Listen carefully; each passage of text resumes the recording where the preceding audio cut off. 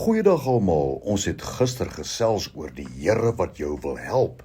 En vandag, die Here wil jou versterk. Moet nooit vergeet nie, as kind van die Here is jy nooit alleen nie. En ons is nooit sonder hulp nie.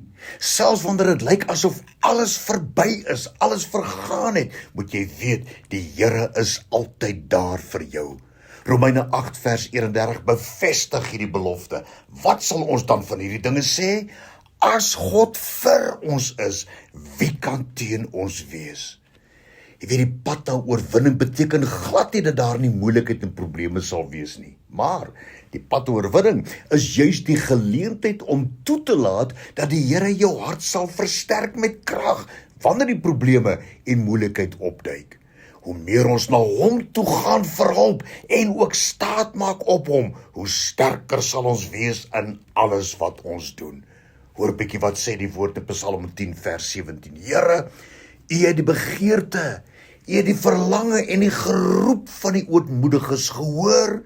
U sal hulle harte voorberei, U sal hulle versterk en die oor sal na hulle luister. Is dit nie wonderlike teks om op te staan nie?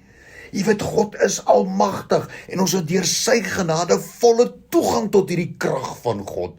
Die Here is nie beperk deur ons swakheid en ons nader tot hom en ons roep tot hom, put hom nie uit nie.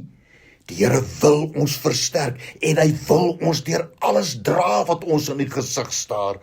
En al wat ons moet doen is om na hom te gaan, om met hom daaroor te praat en dan vorentoe te beheer in sy krag.